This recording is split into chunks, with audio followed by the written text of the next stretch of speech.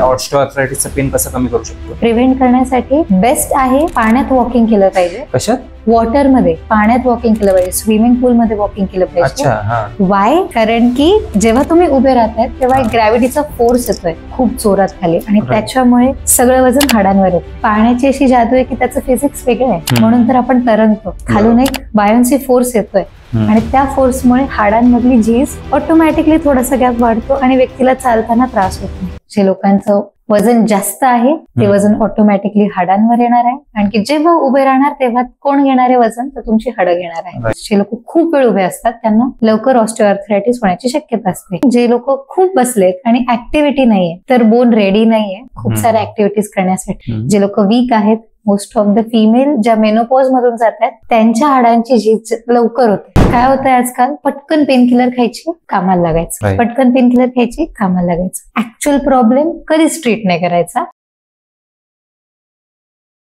Osteoarthritis म्हणजे कशामुळे होतं ते आणि ते आपण कसं हे टॅकल करू शकतो? ओके, सो मेजॉरिटीली ऑस्टिओआर्थरायटिस हा एज रिलेटेड आहे. का होते? तर हळूहळू जसे आपलं एज वाढणार आहे तशी हाडांची झीज होणार आहे. जेवढं जास्त हाडं वापरणार तेवढी जास्त झीज होत जाणार आहे. आणि जर काळजी नाही घेतली तर दोन हाडांच्या मधला जी काय गादी आहे, फॉर एक्झाम्पल नी जॉईंट आहे, नी जॉईंटच्या मध्ये जी गादी असते ती हळूहळू कमी होते. ह्या सगळ्या एजने होणाऱ्या गोष्टी आहेत, या आपण रिव्हर्स नाही करू शकत. पण जर तेच आपण एक्सरसाइज केले किंवा काही गोष्टी प्रिव्हेंटेटिव्ह शिकवल्या की या गोष्टी नकोयत आपण करायला, ज्या आपण यंग असताना करतो त्या गोष्टी आपण नको आहेत करायला, तर आपण खूप लेट ऑस्टिओआर्थरायटिसचे सिम्पटम्स बघू. आता प्रॉब्लेम कसा आहे, कोणीही बघत नाही आपल्या 20s 30s मध्ये की आपण काय करतोय, काहीच जाणीव नसेल. अचानक जेव्हा 40-45 हिट होतं तेव्हा कळतं की आता तर गुडघे दुखायला लागले, आता काय करायचं. इट्स अ प्रिव्हेंटेटिव्ह गोष्ट first of all, very major thing. आणि का होतो? Overuse. Most of the time ओव्हरयूजने होणार आहे. जर खूप जास्त आपण ते हाड झिजत जाणार आहे, हळूहळू झिजत जाणार आहे, त्याच्यामुळे मग ऑस्टिओआर्थरायटिसचा त्रास होत जाणार.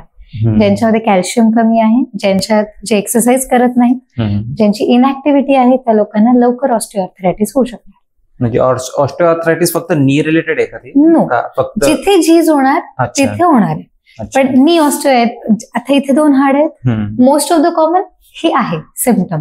बाकी खूप ठिकाणी झीज होतेच, जशी नेक मसल्स, नेकच्या आपल्या बोन्स मध्ये होते, वर्टिब्रास मध्ये होते, जशी लो बॅकच्या वर्टिब्रास मध्ये होते, तिथे सुद्धा झीज होणार आहे. फक्त त्यांची नावं वेगळी आहेत. आणि म्हणून मी मेजरली याच्यावर फोकस केले की नाही, हे आता कोणाशीही बोला, जो व्यक्ती 50s मध्ये आहे, जो 60s मध्ये आहे, पण माझे गुडघे दुखतात. सो हा ऑस्टिओआर्थरायटिसची एक तर सुरुवात असते किंवा मग त्याच्या स्टेजेस आहेत, मग ती कुठली तरी एक स्टेज रीच झालेली असते. तर आता ऑस्टिओआर्थरायटिस झालं, गुडघे दुखायला लागले, मग ते फिजिओथेरपी कसं क्युअर करू शकतो किंवा ऑस्टिओआर्थरायटिसचं पेन कसं कमी करू शकतो? ऍब्सोल्युटली कमी करू शकतो. पहिले तर हे आन्सर आहे. आणि कमी करू शकतो आणि सेकंड थिंग की नॉट नेसेसरी तुम्हाला मेडिसिन्स लागतील. ठीक आहे, काय होतंय आजकाल? पटकन पेनकिलर खायची, कामाला लागायचं. पटकन पेनकिलर खायची, कामाला लागायचं. ऍक्च्युअल प्रॉब्लेम कधीच ट्रीट नाही करायचा. आणि जेव्हा तो एकदम एका रीचला जातो तेव्हा विचार येतो की ओके, आता फिजिओथेरपीचे 15 दिवस ट्रीटमेंट घेऊन बघू. बट एक्सरसाइज जे शिकवले आहेत ते तुम्हाला लाईफ लॉंग करायचे आहेत. नॉट जोकिंग हिअर की 15 दिवस या आणि करून जा, पण ऍटलिस्ट इथून जे शिकून जाल ते एक्सरसाइज करा. सेकंड थिंग, तुमची जी डे टू डे ऍक्टिव्हिटीज आहेत, आता फर्स्ट कॉज असतो की जे खूप लॉंग स्टँडिंग करतात, it is a major cause. जे लोक खूप वेळ उभे असतात त्यांना लवकर ऑस्टिओआर्थरायटिस होण्याची शक्यता असते.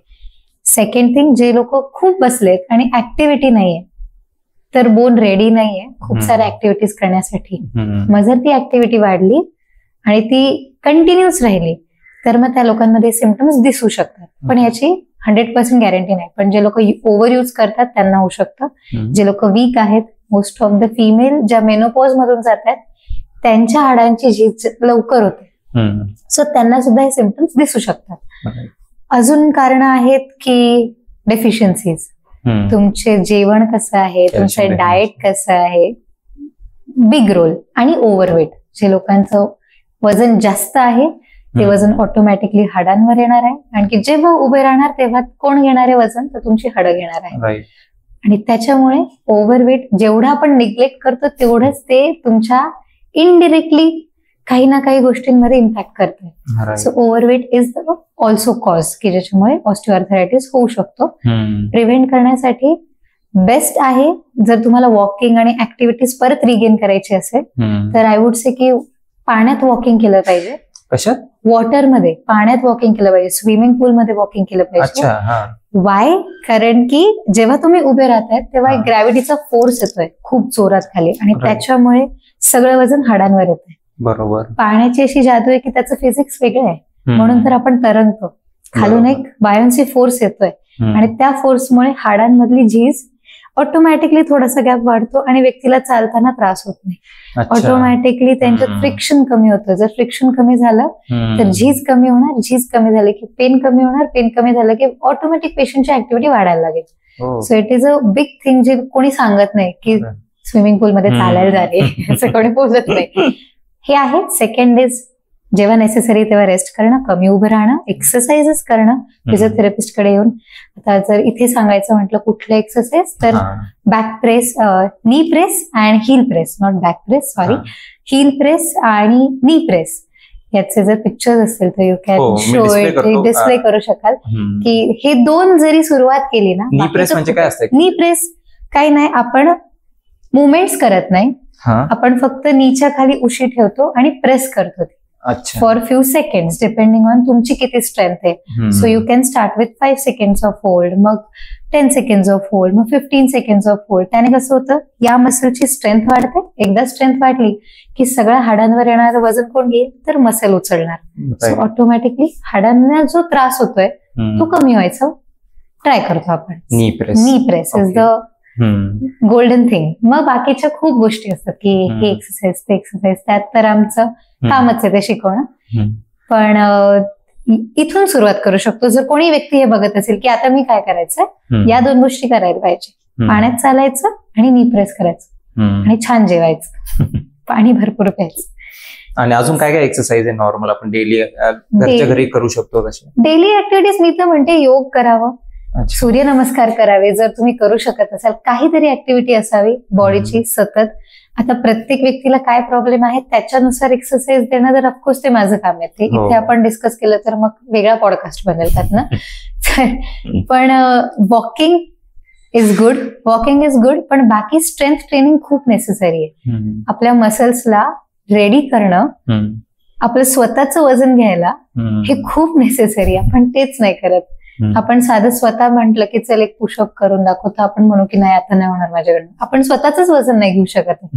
स्क्वॉट्स करायला लावणं, लंजेस करायला लावणं, हे मेजर एक्सरसाइजेस आहेत जे कुठेही युट्यूबवर गुगल केलं तर लगेच कळतं. युट्यूबवर गेलात, गुगल केलं की कळतं.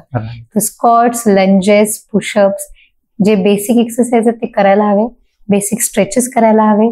तुम्हाला वाटतं योग करायला हवं, योग म्हणजे तुम्ही म्हणा वेस्टर्न कल्चर, ते करायला हवं. जिथून ऍक्टिव्हिटी होणार आहे, जिथून कुठेतरी तुमच्या रोजच्या डेली रुटीन मधनं स्वतःला तुम्ही अर्धा तास द्यावा, एवढंच गोल आहे. That can change through out like 130 degrees की सगळं चेंज होतं बॉडीत.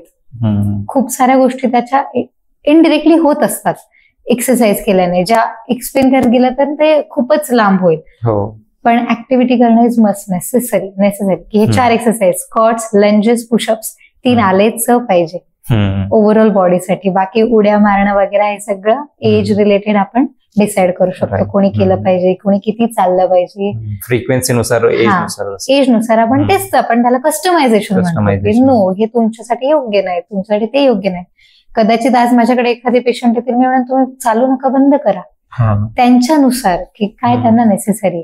पण हे exercise for a normal individual की ज्यांना काही त्रास नाहीये आणि फिटनेस स्टार्ट करायचंय की नाही मला फिट व्हायचंय, then I would say squat, lunges, pushups 3 exercise तर नक्की शिका. आणि जेव्हा तुमची गोडी वाढेल तेव्हा मग तुम्ही जिमला जा, जे हवं ते करा. आता तर ट्रिमेंडस ऑप्शन्स आहेत, ऑनलाईन खूप ऑप्शन्स आहेत की नुसता एक कोर्स घेतला तरी तुम्ही. ऑनलाईनच्या पार्टवर आपण नंतर जाऊयात, कारण की ऑनलाईनचा एक सेपरेट एक पार्ट ओके मिसकन्सेप्शन आपण म्हणू शकतो की ऑनलाईनचा ऍडव्हर्स इफेक्ट आपण ते आहे. पण तेवढेच जेन्युइन लोक पण आहेत, हो. जेन्युइन लोक पण शिकवणारे आहेत. राईट. तेवढा रिसर्च करायला हवा. जर आपण नाहीच जात आहोत जिम मध्ये तर तेवढा रिसर्च आपण स्वतःसाठी करायला काही हरकत नाही. येस.